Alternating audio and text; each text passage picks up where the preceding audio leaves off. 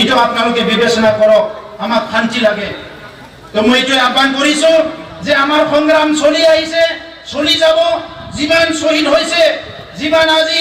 police military হাৰাশাস্তি হৈ গ'ল কোনো দিনে বড়োলেণ্ড সংগ্ৰাম থমকি ৰোৱা নাই আৰু থমকি নৰয় যেতিয়ালৈকে স্থায়ী সমাধান নহয় যেতিয়ালৈকে থমকি নৰয়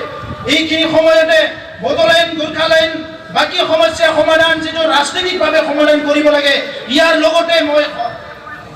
সংগতি ৰাখি ক'ব বিচাৰিছো উগ্ৰপন্থী সমস্যা সমাধান কৰাটো ভাৰত ৰাষ্ট্ৰৰ পলিচি আছিলে অসম চৰকাৰৰ পলিচি আছিলে আজি যিসকলে সশস্ত্ৰ সংগ্ৰাম কৰি শান্তি আলোচনাত আহিছে অতি শীঘ্ৰে তেখেতসকলৰ লগত চুক্তি মানে সমাধান কৰিব লাগে এটা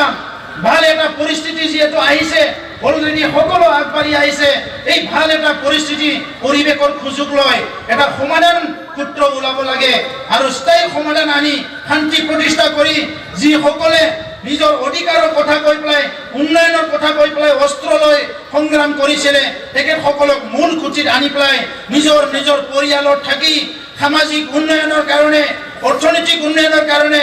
এই অঞ্চলৰ উন্নয়নৰ কাৰণে কাম কৰিবলৈ সুযোগ দিয়াৰ ব্যৱস্থাটো কৰিব লাগে মই চৰকাৰক আহ্বান জনাইছো ৰাইজফोर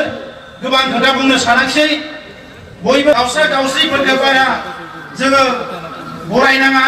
जोङो हारियाव जेसेबां हायो खौसेथि लाबोनायनि थाखायसो बयबो नाजानांगोन मानोना बयबो मिथिगौ खौसेयानो गोहो बै समाव बेनिखायनो सोमावसारगिरिफ्रा बुंदोंमोन बड'स अफ दा वर्ल्ड इउनाइट क'क्राझारनि नङा चिरांनि नङा कासिकट्रानि नङा आसामनि नङा बेंगल स्ल'गान होदोंमोन नङा होमबा होसिख्रावदोंमोन आरो 50 बोसोर होसिख्रावनानै दाबो बे खोथाखौनो जुदि जोङो आरो मालाया बुंनाय बायदि मालाया षड़यन्त्र खालामनाय बायदि जोङो मालायनि षड़यन्त्र मालायनि जियाव गावनि गोदनाखौ अराय सम आथिंखौ अराय सम सोना लानो थाखाय राजि जानो नाङा हारिया थांनांगौबा जों हारसिङैनो थानांगोन हारसिङैनो नाजानांगोन मानोना नोंनि दुखु नोंनि खैफोदाव आयो होनफैग्रा बे मुलुगाव बारा दायो नुनो गैया ओंखायनो दिनै गावजों गाव अनलायलायनाय दङ गैया गावजों गाव बिदा फंबायनि गेजेराव नायलायलायनांगोन खौरां लानांगोन रायलायलायनांगोन मालाया मा बुङो बुंबाय थागोन बियो